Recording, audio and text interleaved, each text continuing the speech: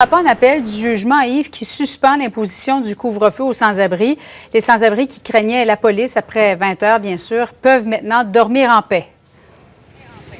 Oui, absolument. Julie, on vous parle d'ailleurs de la place Émilie-Gamelin. Ici, il y a beaucoup d'itinérants. Pourquoi? Parce qu'en face, vous avez l'hôtel Dupuis qui a été converti en grand refuge exceptionnellement pour l'hiver. Et à droite, vous avez ce grand chapiteau qui est une halte chaleur le jour. Il fait excessivement froid cette semaine. Alors, on permet aux itinérants de se réfugier.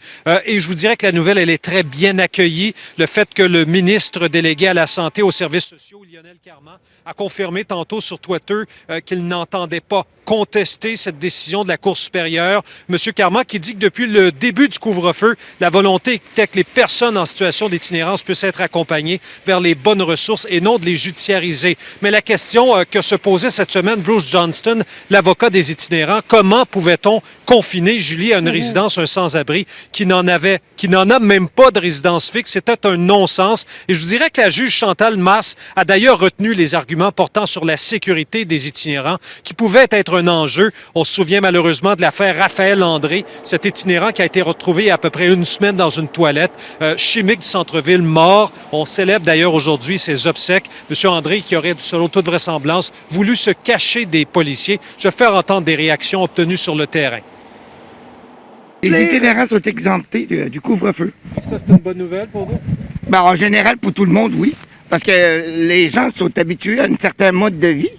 Puis les confinés, à quelque part, c'est comme les emprisonnés. Il y a un break qui va se donner, là. Ah ouais.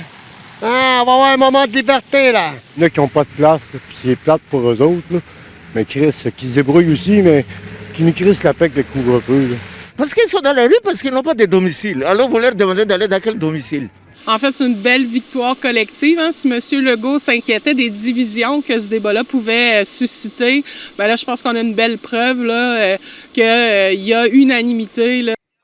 Oui, unanimité, effectivement. Yves, il y a eu une manifestation un petit peu plus tôt. Ça s'est passé devant l'accueil Bonneau à la suite des mises à pied. Oui, je vous amène sur la rue de la Commune en image tout de suite, Julie, parce que l'accueil Bonneau, la semaine dernière, a supprimé dans la controverse 11 postes d'intervenants pour embaucher davantage d'agents de la sécurité pour maintenir l'ordre. Et cette décision, selon les manifestants que j'ai rencontrés tantôt, évacue complètement du terrain ceux et celles qui connaissent le mieux les personnes itinérantes. D'ailleurs, c'est en contestation cet après-midi, cette décision, devant le tribunal administratif du Québec. Je vais faire entendre justement la représentante syndicale de ces intervenants à l'accueil Bonneau. C'est évident que des agents de sécurité, ça ne peut pas faire la job d'un intervenant de terrain. On est des professionnels qui sont formés, on est qualifiés.